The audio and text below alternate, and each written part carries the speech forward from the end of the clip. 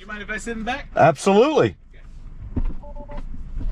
Yeah, and pull on that lever. There you go. Sorry. Is it just you? Yeah, it's just me. Okay. Excellent. How are you doing this evening? Hanging in there. You know, All with yourself. Good, good. Get you in here. Cool little setup you got here. Oh, yeah. Let's see here. Is that a GoPro? Yes, I've got two of them. So nice. I've got this GoPro right here Okay. is just like a dash cam. Nice. Like like a Uber dash cam. Okay. This one is Is it like a 360? No, it's a GoPro.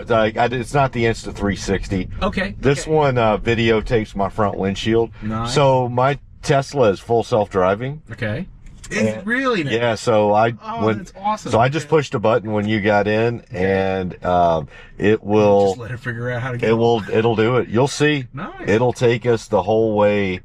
Wow. Just with artificial intelligence, and so that's what I do. I video all of my drives. Oh, that's so cool. Yeah. That's cool. So was it like a? Did you have to have like one of the newer Teslas? No, all Teslas have full self-driving. Really? Now, not all of them.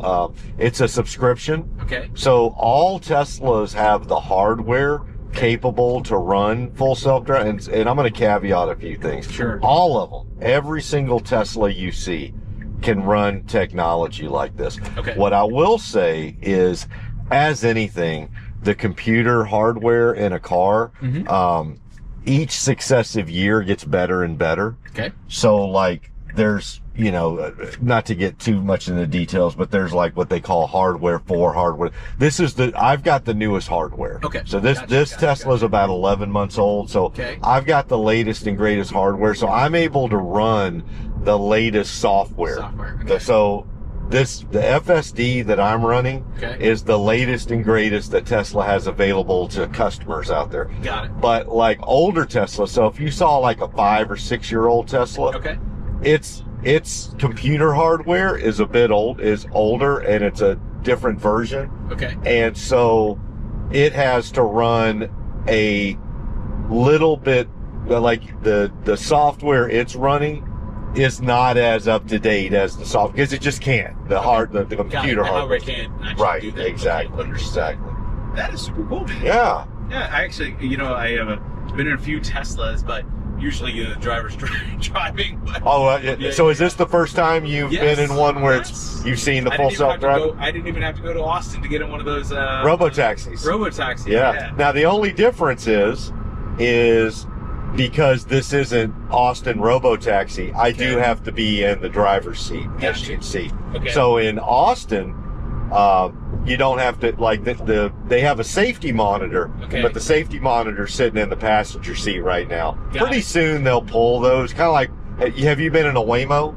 No, that's the thing. I haven't been in one of those yet. Yeah. So is this your first time in, regardless of whether there's a safety monitor or somebody here? Yeah. Is this your first time in a self-driving vehicle? Wow. Awesome. I love it. That's pretty interesting to me. I love it. Well, yeah, you're gonna see it for the next 15 minutes. And as you can see, it's made all of the lane changes and interchanges. So it also knows like which lane to kind of pick and all that. Everything. It is running on artificial intelligence, so it's full AI. Okay. It is 100% artificial intelligence, and that AI software that is running this car, which they colloquially call it FSD, full self-driving software. It has been trained up over several years in a neural net fashion, right? So, understood. Yep. So you would, I won't. If you understand all that, I won't go too much into that. But I appreciate being able to talk about it with people. So. Oh, that's awesome. See, yeah. So they have they use NVIDIA H100 chips, right? Okay. So the same kind of chips that you might use in a video game, or with really good graphics. Tesla is the #1 customer of NVIDIA. Oh wow. H100 so GPUs. There is an H100 in the car? No. So that's for training. So in Palo Alto, California, around Stanford, and I believe in Austin, Texas as well, they train up the neural net. So they get a whole bunch of H100s, put them in clusters, and they train up the full self-driving software. Got it. Once they've got it trained up to a point where it's ready for release to the public, then they will take that, they'll transfer that trained up software over to an inference chip. Now, my understanding is the inference chip is not NVIDIA. It's like, who does so I've got the AI4 chip. I believe it is it's either Samsung or TMC, but one of the big chip makers, right? And so that's what they'll do. So they use NVIDIA for all the training. They transfer that, once it's all trained up to where they want it, then they transfer that to the car and my car has an inference chip in it. So my inference chip, which is, again, forgive me, it's either Samsung or TSMC. I believe it's Samsung. And that'll get through an over-the-air update, what we call an OTA update. They'll literally push that software over the air to my car, into my inference chip. And then when I'm driving, basically, it's taking inputs into that inference chip, and the inputs would be what it sees with all the cameras. So basically it's 100% vision based. It takes in photons, if you will, electromagnetic photons, and process that inference chip in my Tesla processes those inputs, and then the outputs are obviously go faster, stop, go right, go left. But I don't have to do a thing other than observe it. And so where it is in the development at this point is I am still required to be in the driver's seat and be cognizant and supervising, ready to take over at a moment's notice. There's one of the cameras in the car.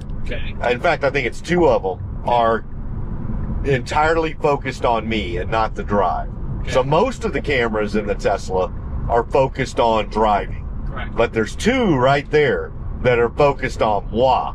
And they're making sure that, number one, I'm sitting right here. That's number one and most important. Number two, that my head is facing this way long enough that I don't have my head in the back too long.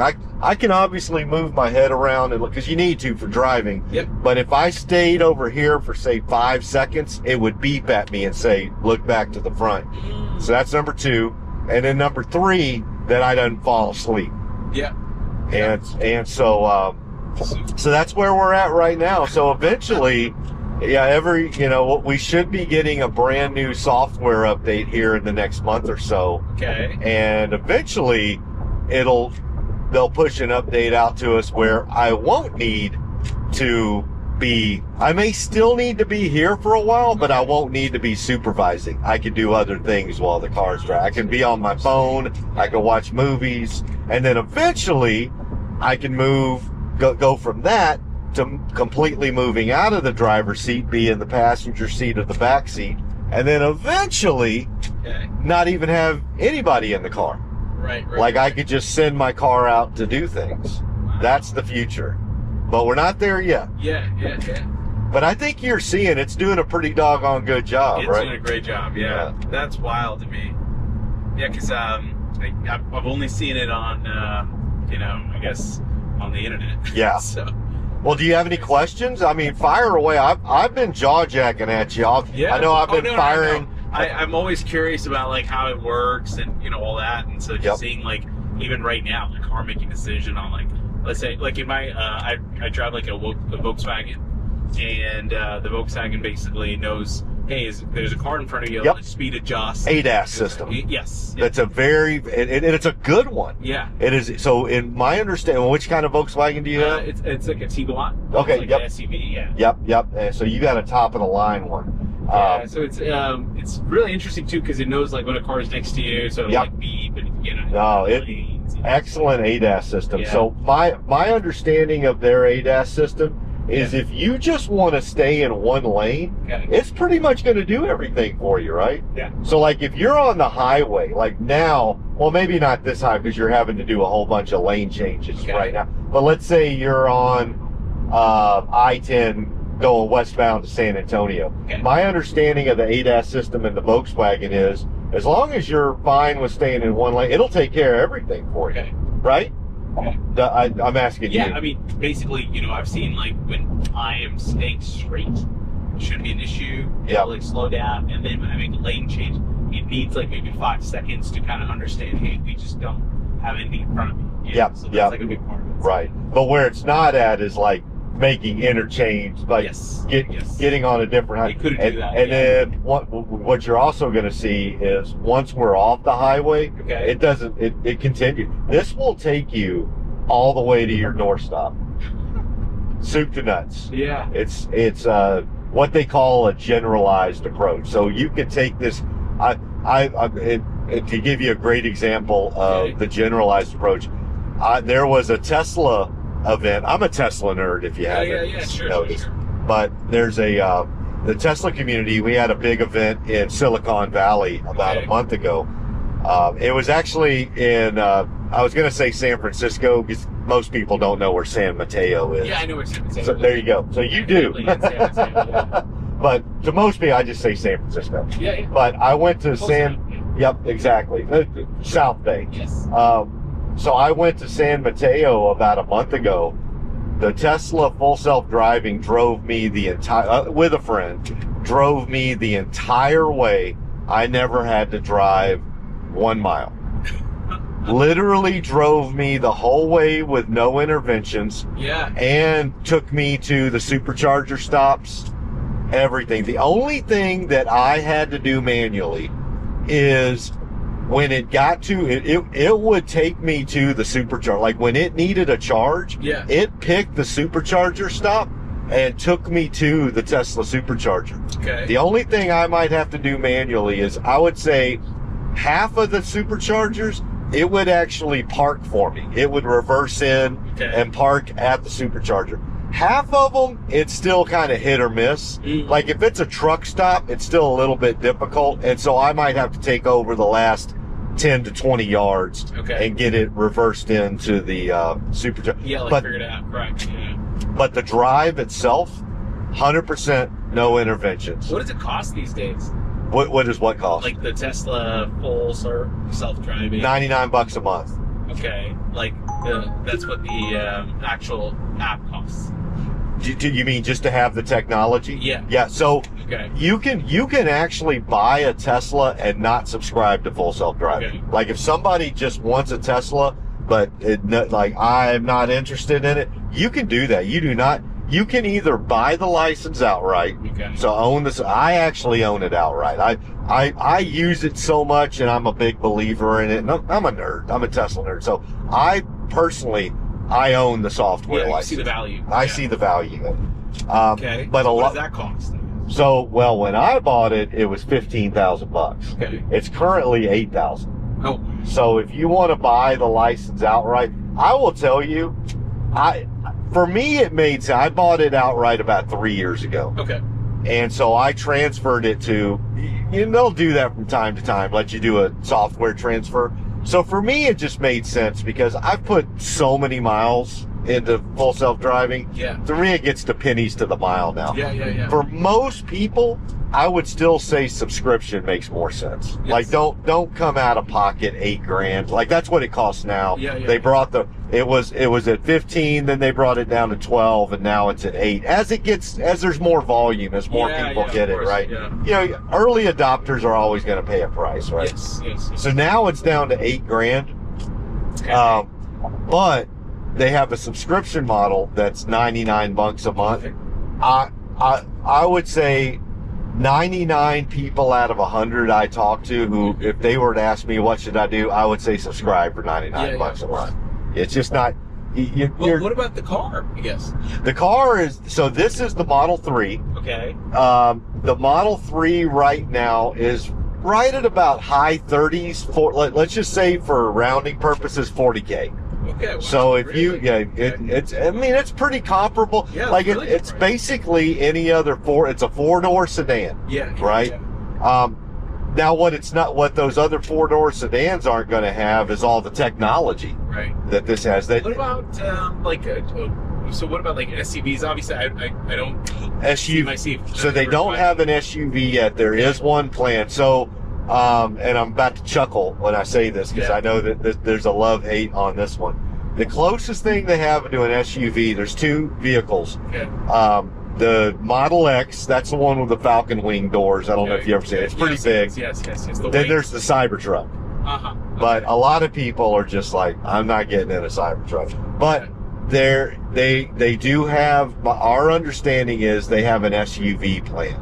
Now we don't know when that's coming out. So I will tell you, the folks that have told me that, hey, I'm kind of interested in Tesla, but I got a family. I've got 3 kids. I got 4 kids. There's just no way that, like, they look at this and say, hey man, this is cool, but I'm not gonna, buy a Model 3. And and even the Model Y for them, they're like, I wouldn't want to go on a road trip with my 3 kids in a Model Y. Yeah. That right now, it's tough. I will freely admit that guy or gal who's, a couple with 4 kids, Tesla's, it's a tough solution for them. It's possible in a Model X. I will tell you, for some families, they could do it in a Model X, but it ain't going to be the same as like getting in a Suburban, or getting in a GMC Yukon, or getting in a Toyota Sequoia. It's not. They don't have so. It's not going to happen. Not to that level of comfort, right? Yeah. Because I mean, it's also kind of interesting to think about families with 3 or 4 kids now. Like you're like, man, that's even expensive. Well, and this is what we've told. A lot of us have said to Elon, you're the guy telling everybody they need to have kids. Yeah. Like you are the guy beating the drum. Like we want people to go out there and have more kids. And you're obviously doing your part, Elon. So, and you don't have an SUV. Yeah. Like it's so we are definitely all of us, and I'm not even a big account. I've about 10,000, little over 10,000 followers on X. Okay. But even the accounts that are in the million, 800, 900,000 million followers, we're all beating the drum like, Elon, you're the guy that is saying have more kids, but you don't have a vehicle for those people who have more kids. Yeah. You need to get he's got some cutting edge stuff for sure. It's definitely cutting edge, but nothing that a couple with 4 kids would be, would want to. They're still probably going to want to have their gas Yukon or gas Suburban or gas Volkswagen or a minivan. Or minivan. Yeah. Something that is bigger and more spacious and comfortable. Because first and foremost, your 3 biggest concerns are safety, comfort, and what are the kids, the wife and the kids like. Yeah. And saving the environment's going to be number 11 out of 10. Let's just be blunt. Right. When it comes to that family right there,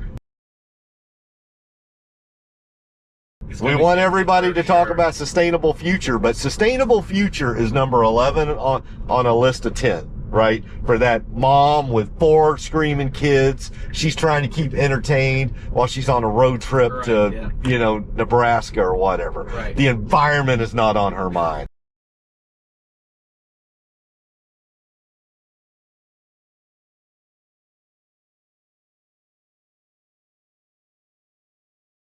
Yeah, 100%. Yeah. No, I get it because I mean, you got to think about a solution that helps right now. That's right. And take steps towards that. Yep. Right. Yeah. I get it. Well, are we close to your house? Yeah, actually. So I haven't done a thing, dude. Let's see how it does. Okay. Actually, if it gets to your doorstep. Doorstep. Is it? Cool. Let's see. Is this your house? Yeah, that's it, brother. So, dude.